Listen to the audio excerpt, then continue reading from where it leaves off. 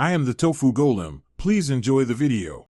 You start by making sure your iPhone supports NFC and is running the latest iOS. This avoids compatibility surprises. Open Wallet and tap the plus sign to add a card, then follow bank verification. A text code or bank app approval usually completes it. Once done, enable Face ID or a passcode for authentication because the phone must verify you before payment. Make sure default card is set if you carry multiple cards. That saves time at checkout. You authenticate with Face ID or enter your passcode, then hold the top edge of the iPhone near the contactless reader. That's where the NFC antenna sits.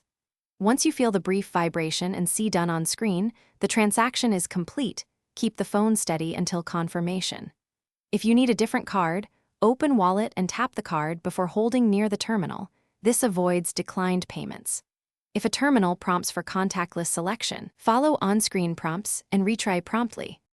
You complete payment by checking the wallet or your bank app for a receipt to confirm the amount and merchant. This helps with disputes. If the reader fails, restart the iPhone and make sure NFC and wallet are enabled, then try again. Restarting often clears transient errors. If problems persist, remove and re-add the card after contacting your bank for verification, because decline issues often stem from bank-side flags or verification steps.